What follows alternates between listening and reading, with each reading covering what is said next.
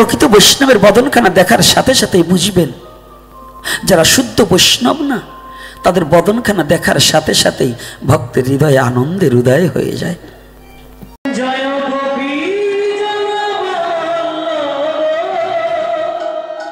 মৌন কারোর সাথে কথা বলছে না। 60,000 মুনিবর্গ এসে তার জীবনের রক্ষার্থে সকলেই চেষ্টা করছে। সকলে তাকে রক্ষা করার চিন্তা করছে। কি করে মহারাজকে রক্ষা করা যায়? অভিশাপটা কি? আজ থেকে 7 দিবসের মধ্যে তক্ষকাঘাতে তার মৃত্যু হবে। সবার জানা, জানা কথার মধ্যেও কিছু না জানা তত্ত্ব লুকিয়ে থাকে, থাকে না? না জানা, জানার মধ্যেও কিছু না জানা থেকে যায়। সব যে জানি তা নয়।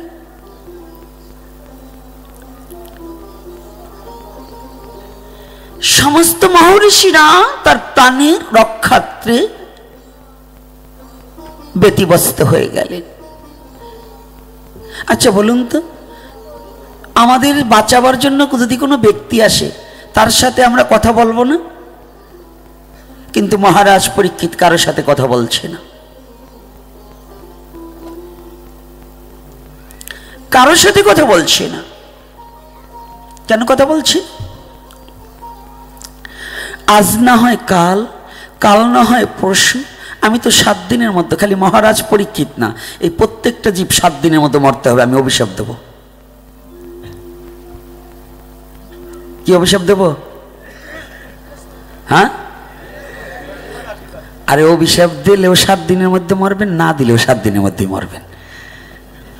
শুক্রবার একটা শনিবার পর্যন্ত কয়দিন হয়? এর মধ্যে এর বাইরে কি মরবেন? হ্যাঁ, তা আমি অভিশাপ দিলেও মরবেন, অভিশাপ না দিলেও মরবেন। জীবিত কেউ থাকতে পারবো না। এই কথার মধ্যে কিন্তু প্যাচ আছে বাবা, এত সহজ না। সনাতন ধর্ম বুঝতে হইলে, ভাগবতী কথা বুঝতে হইলে ফ্যান খাওয়া ব্রেনে ঢুকবে না। এটা সাধনা করতে হবে, বুঝতে হবে এই তত্ত্বটা কি বললো।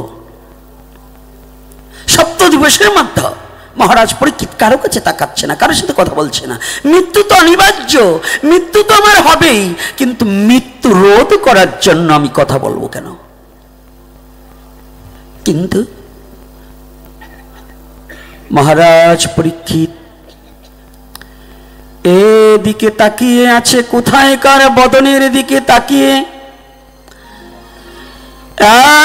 একমাত্র আমার জীবনে জিজ্ঞাসার কথাটা জানিতে পারিব,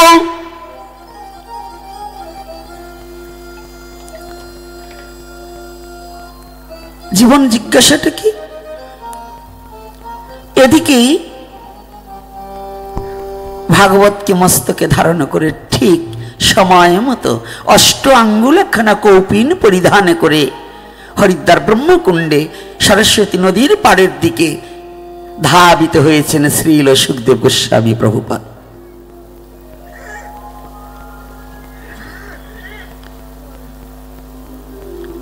আমাদের ছোট কাপড় পরলে দোষ, তাই না? দেশ কাল পাত্র বিশেষে তো চলতে হবে। দেশ কাল পাত্র,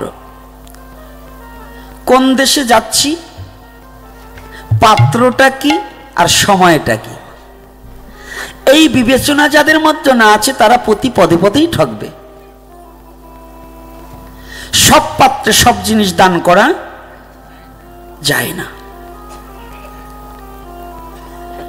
সব কালে সব কথা বলাও যায় না। গরমের কালের কথা যদি শীতকালে বলি তাহলে খালি গায়ে থাকতে হবে, কিচ্ছু পাবো না। এজন্য কাল বিবেচনা করে কথা বলাও আছে কিনা বাবা? একথা কেন বললেন? এটার মধ্যে দিয়ে ভজন আছে। মানুষের কাল কয়টা? শিশুকাল, যৌবনকাল, পৌগণ্ডকাল, বৃদ্ধকাল। কাল কয়টা?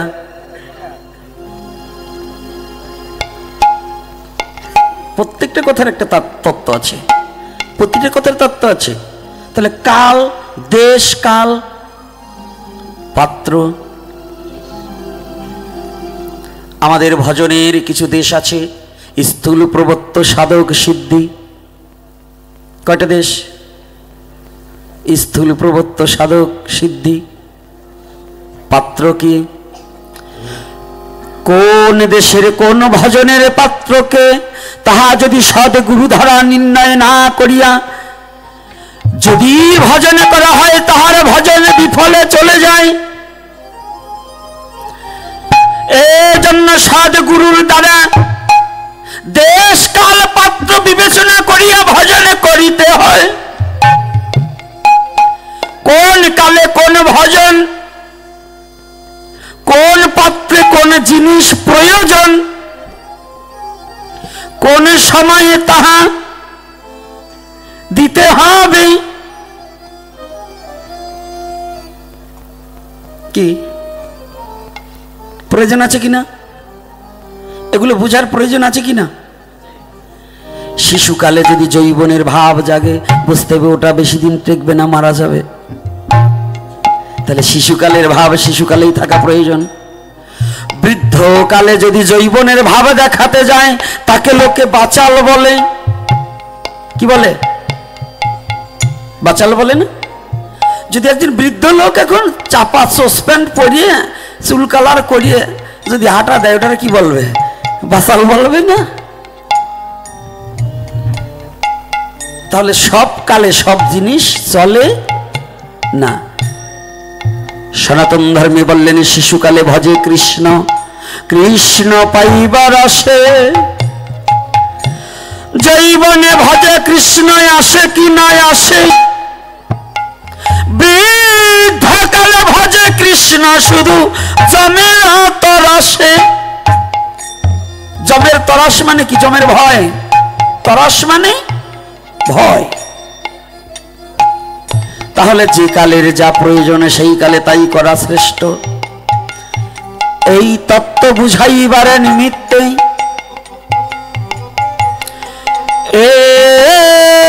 এই তত্ত্ব বুঝিতে যদি চাও,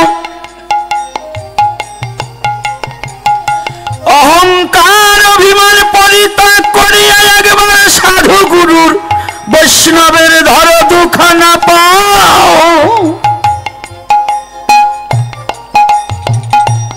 অহংকার অভিমানকে পরিত্যাগ করে তার মধ্যে কালিকাল, যৌবন কাল।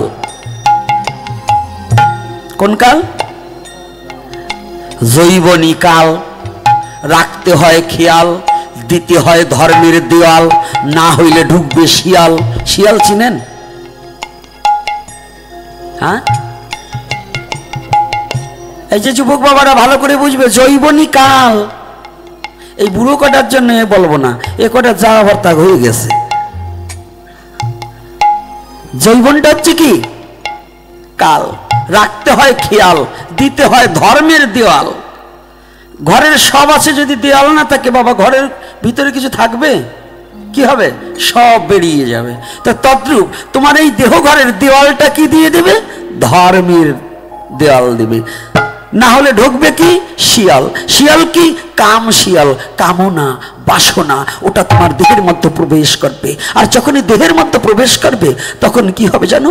কামের উত্তেজিত হয়ে তুমি অধর্মকে ধর্ম মানবে, আর ধর্মকে অধর্ম জানবে। তখন তুমি নিজে নিজে আত্মঘাতী হয়ে তোমার পরম বস্তুকে ক্ষয়ে ঈশ্বরকে ভুলিয়া যাইবে।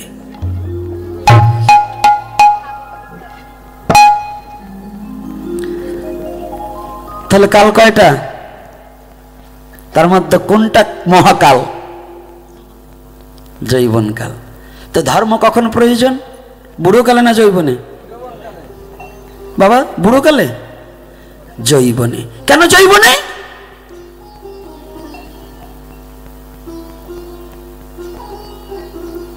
সনাতন ধর্ম বললেন প্রাতকাল ধর্মকাল। যৌবন কাল ধন উপার্জনের কাল, প্রাতকাল ধর্মকাল, মধ্যাহ্নকাল ধন উপার্জনের কাল, রাত্রিকাল কাম সেবনের কাল।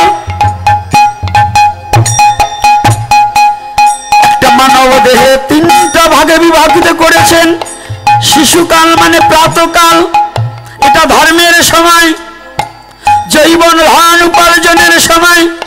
কি ধান? টাকা পয়সা নয়।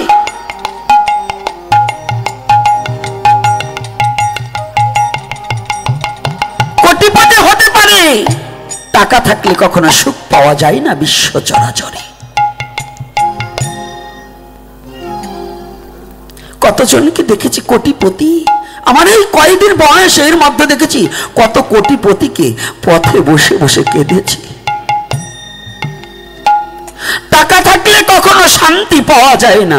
যদি কেউ জগতে শান্তি, সঠিক সুখকে অন্বেষণ চাও, যদি সুখ চাও, যদি সুখ বস্তু অনুভূতির জগতে নিতে চাও, শাস্ত্রে বললেন সুখের লাগিয়া যদি খোঁজ ত্রিভুবন, কৃষ্ণ বিনে সুখ দিতে নাহি কোনো জন।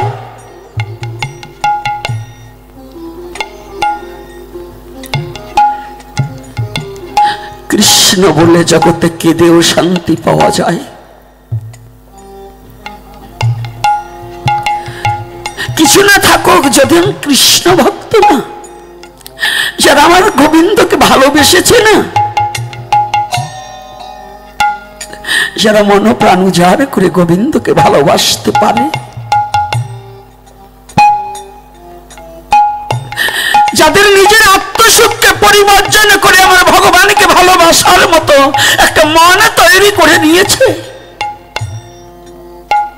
ও বাবা, তারা জগতে কেঁদেও শান্তি পায়।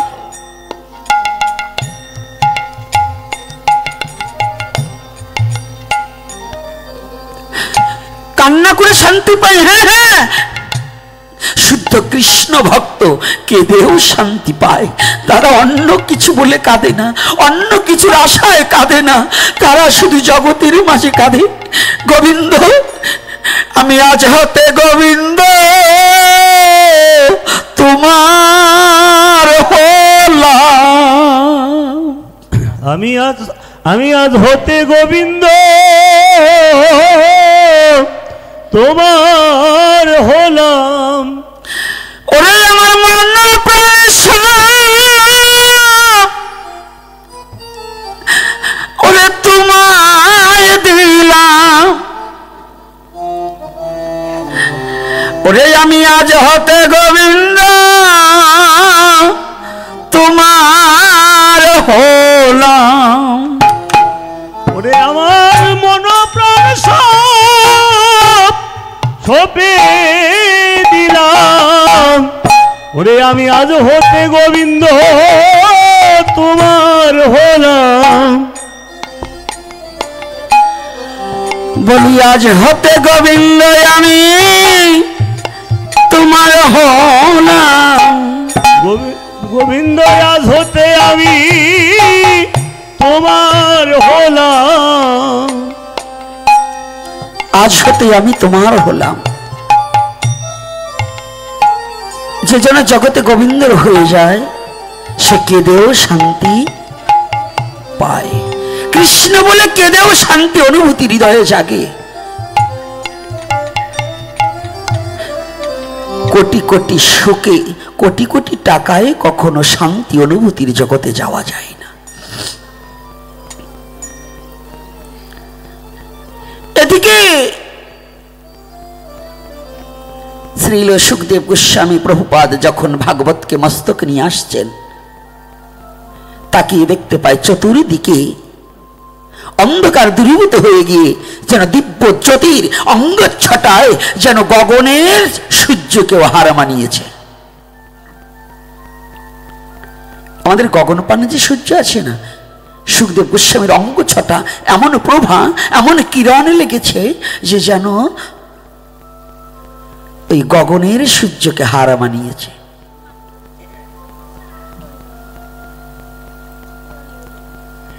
যখনই গঙ্গার গগনের সূর্যকে হার মানানোর সাথে সাথে সমস্ত আর্য মহর্ষিরা তাকিয়ে দেখতে পেয়ে কি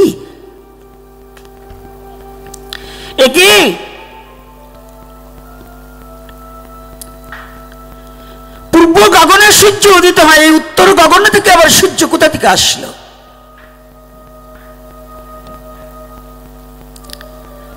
ধীরে ধীরে কাছে আসতে না আসতে দেখে আর কেহ নয়, ব্যাসদেবীর পুত্র শ্রীল সুখদেব গোস্বামী এসে উপনীত হয়েছে।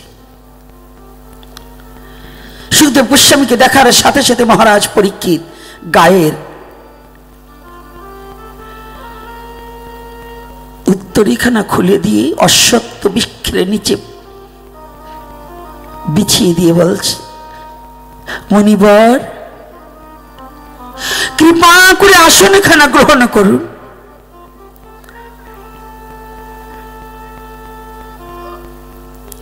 একজন রাজার চেয়ে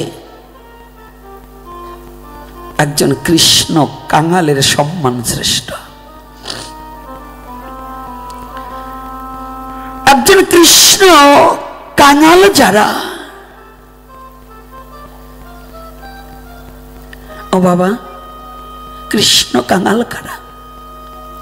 শাস্ত্রকার বললেন, সে হয়েছে মানুষ রতন, সব থাকতে যার কিছু নাই।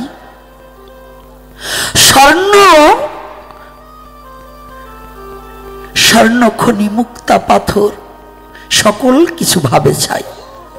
সে হয়েছে মানুষ রতন, সব থাকতেও যার কিছু নাই।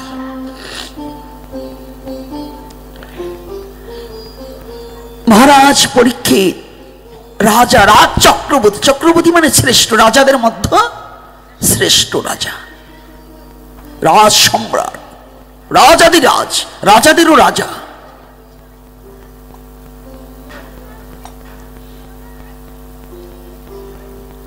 গায়ের উত্তরীখানা বিছিয়ে দিয়ে বলছে, মণিবর আপনার মতো বৈষ্ণবকে বসবার দেওয়ার মতো আমার জগতে কিছু নেই। কৃপা করে একটিবার বসুন।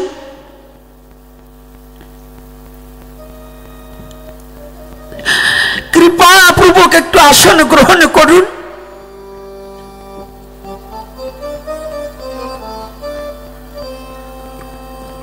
প্রণাম করেছে রাজা পরীক্ষিত। মুনিবর বসেছে।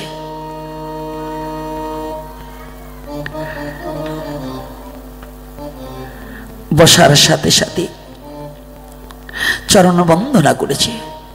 চরণ বন্দনা করে এই শশাগর পৃথিবীর রাজা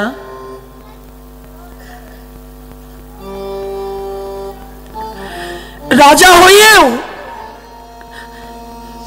নিজের অভিমানকে পরিত্যাগ করে ওই অষ্টাঙ্গুল একখানা কৌপিন ধারণকারী একজন সাধুর কাছে অবনত মস্তকে প্রণাম করেছে।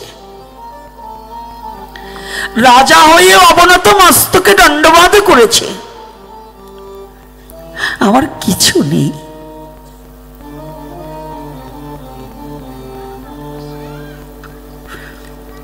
মহারাজ পরীক্ষিত বলছে, মণিবর বলুন, আসন্ন মৃত্যু ব্যক্তির কিম কর্তব্য?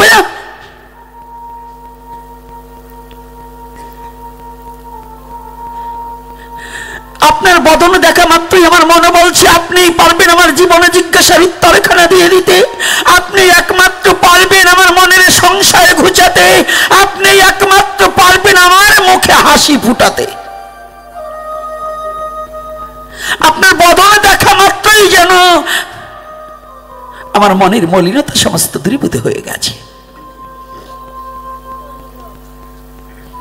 বুঝে নিতে হবে প্রতিটা কথা। বৈষ্ণবের কত বড় কৃপা, বৈষ্ণবের কত বড় দাহিকা শক্তি, বৈষ্ণবের কত বড় গুণ। এই এই বাচ্চাগুলো কাদের? আমি একবার বলছি, যে মা বাচ্চা যাদের বাচ্চা তার কাছে রাখুন। তিনজনকে এক জায়গা দেবেন না।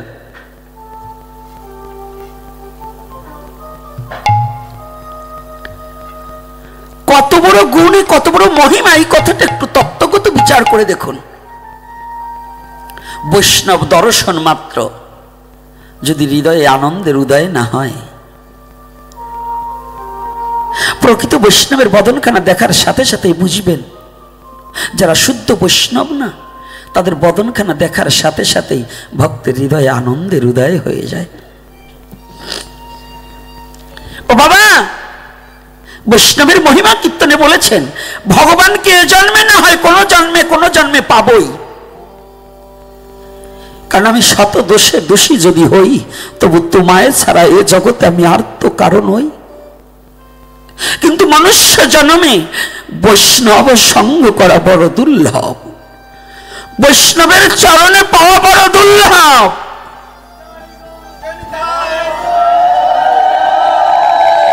ভগবানকে পাওয়া সহজ,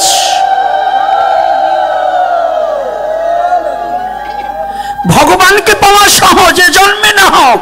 সনাতন ধর্ম জন্মান্তরবাদ, জন্মিলে মৃত্যু, আবার মৃত্যুর পরে জন্ম আছে। যতদিন পর্যন্ত নির্বাণ মুক্তি না হবে, ততদিন পর্যন্ত পৃথিবীতে আসা যাওয়া করতে হবে। এ জন্মে না হোক আর জন্মে পাবো, কিন্তু বৈষ্ণব সঙ্গ প্রতি জন্মে হবে না। প্রতি জন্মে বৈষ্ণব সঙ্গ হবে না বাবা, সম্ভব নই।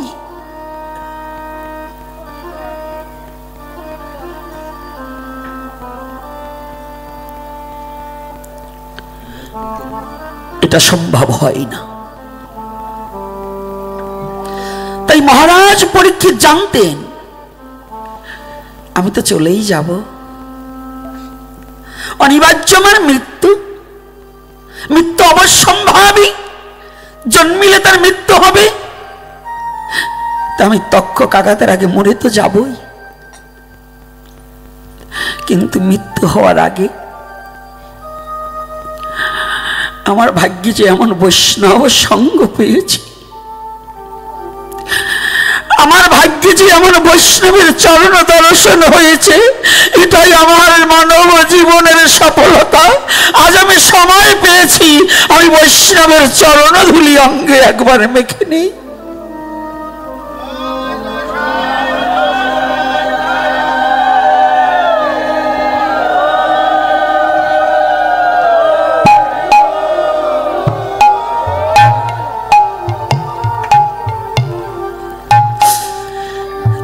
মহারাজ পরীক্ষিত শ্রীল সুখদেব গোস্বামীর চরণ বন্দনা করে চরণ ধুলি শিরে ধারণ করছে। মনিবার, আপনি আমাকে কৃপা করুন,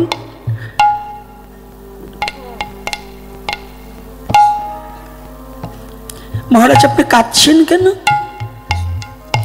না না না, আমি কাঁদবো কেন? আমি ভয়ে কাঁদছি না।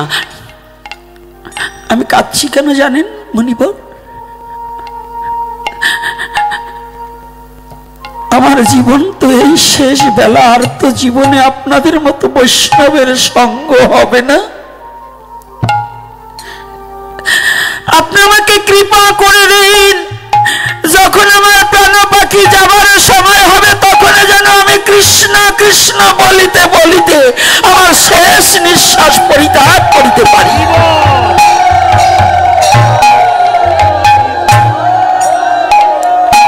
আমাকে করুণা করুন। না ধনং না জনং না পুত্র পরিজনং,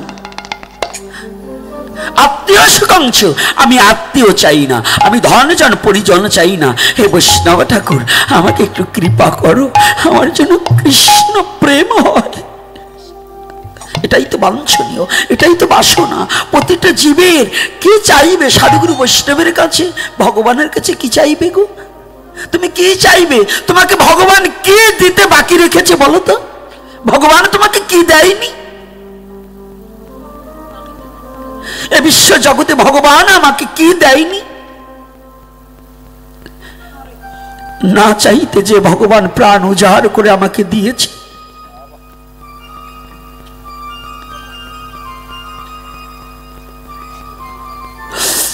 মূর্খ জীব আজও জানে না যে আমার ভগবান কত বড় দয়া।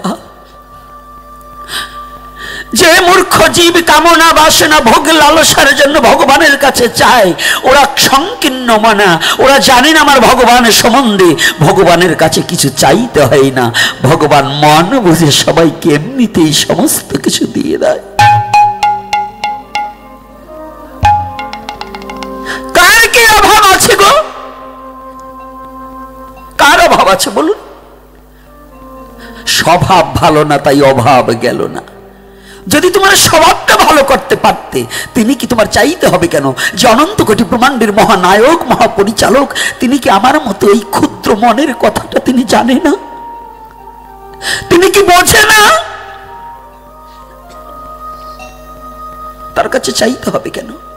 তোমার যদি চাইতে হয়, সাধুগুরু বৈষ্ণবের চরণ প্রান্তে পড়ে গড়াগড়ি দিয়ে একটিবার বলো, হে বৈষ্ণবগণ, আমাকে তুমি করুণা করি, আমার হৃদয়ের মাঝে যেন একটু প্রেম সঞ্চারিত হয়, একটু ভক্তি হয়। প্রেম আর ভক্তি ছাড়া ভগবানকে কখনো পাওয়া যায় না, ভগবানকে কখনো উপলব্ধি করা যায় না, ভগবানের করুণা কখনো বোঝা যায় না প্রেম ভক্তিবিহীন।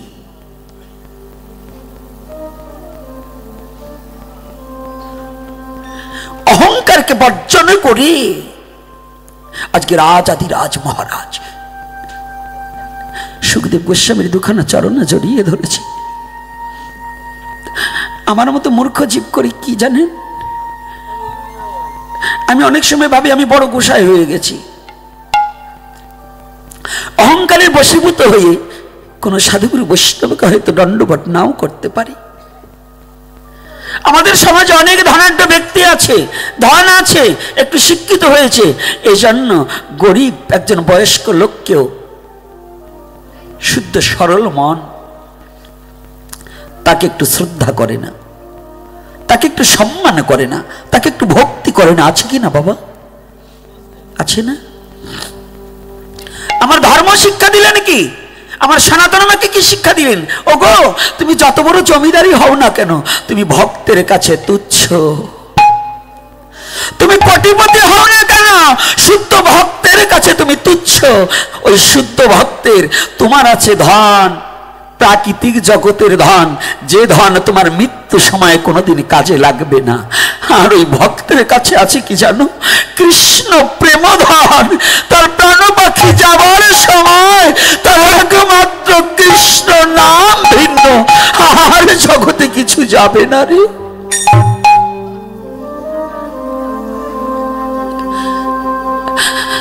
সেই সম্পদটাই একমাত্র শুদ্ধ কৃষ্ণ ভক্তের কাছে গচ্ছিত থাকে।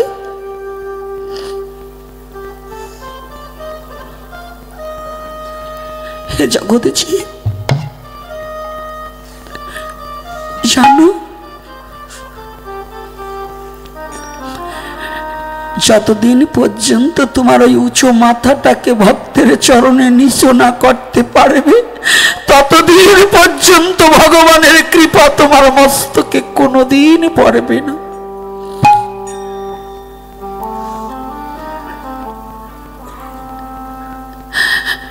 ফলবতী বৃক্ষের শাখা যেমন নিম্নগতি হয়, মানুষের দেহে যখন ভক্তির উদয় হয় অমনি মাথা নত হয়ে যায়, মাথা নিচু হয়ে যায়। যতদিন পর্যন্ত মাথা উঁচু থাকে সে মাথায় কোনোদিন ভগবতী কৃপা ঘটে না। আগে অভিমানকে পরিত্যাগ করো। তোমার অভিমানের পাহাড় গুলো নিয়ে মস্তকে নিয়ে ঘুরে বেড়াচ্ছ, সেটাকে পরিত্যাগ করে দাও। সেটাকে পরিত্যাগ করে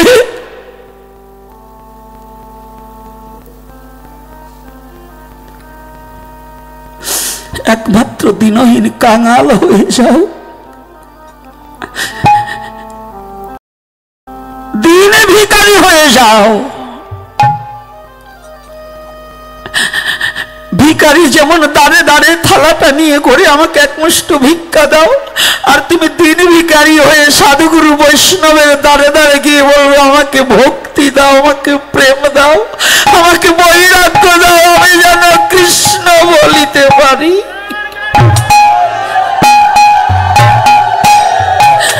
আমি যেন কৃষ্ণ বলিতে পারি।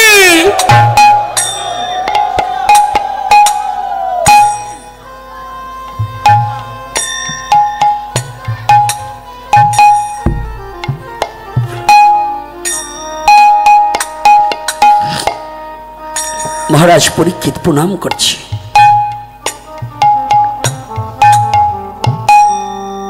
আমি আপনাকে কিসে বসতে দেব?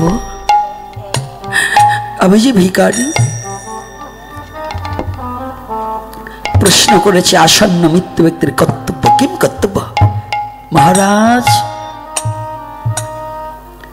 মহারাজ। মুনিবর বলছে মহারাজ। মহারাজ পরীক্ষিত বলছে কাকে মহারাজ বলছেন? আপনি কাকে মহারাজ বলছেন? বলছে কেন আপনি মহারাজ পরীক্ষিত? বলছে না না মুনিবর, মহারাজ পরীক্ষিত গতকাল সে মারা গিয়েছে। আজকে আপনার সম্মুখে দিন ভিখারি, দিনহীন ভিখারি পরীক্ষিত এসে বসেছে। রাজা পরীক্ষিত একদিনে ছিল, সে না আজ ভিখারি হয়ে গেছে। ভিখারি না হলে ভগবত কৃপা কোনোদিন উপলব্ধি করা যায় না। অহংকারের বশীভূত হয়ে ভাবছ আমি বড় বিদ্বান, আমি বড় ধনাঢ্য, আমি বড় রূপবান, আমার বড় যৌবন আছে, আমার বড় কুলে জন্ম, আমার উচ্চ কুলে জন্ম। বাবা, কুলের গৌরব থাকতে কোনোদিন ভগবত কৃপা তার ভাগ্যে ঘটে না। কুলের গৌরবটাকে নিঃস্ব করে দিতে হবে, বিদ্যার গৌরবটাকে নিঃস্ব করে দিতে হবে। কুলবতী কখনো কুলের গৌরবে, কুলবতীর কুলের গৌরব, ধনির গৌরব ধন, নির্ধনের ধন গৌর হরি আছে শুধু যার মন। যার মন ভালো তার জন্য গৌর হরি, যার মন পরিষ্কার। যে মন পরিষ্কার না হয় তাকে কোনোদিন গৌর হরি, তাকে কোনোদিন কৃপা করে না। কি করবে বাবা? কৃপা করবে? তাহলে আগে কি? আগে ভক্ত হতে চেষ্টা করো না, আগে ভদ্র হতে চেষ্টা করো। আমার দাদুগুরু তিনকড়ি গোস্বামী তিনি স্পষ্টভাবে বলছেন, হ্যাঁ জীব, আগে ভক্ত হতে চেষ্টা করো না, আগে ভদ্র হতে চেষ্টা করো। যদি তুমি ভদ্র হতে পারো তাহলে তুমি ভক্ত হতে পারো। রাধে রাধে। আর যদি ভদ্র না হও তাহলে ভক্ত হবে কি করে গো? তাহলে মেন কি? মেন কি? আগে ভদ্র কিসে হবে?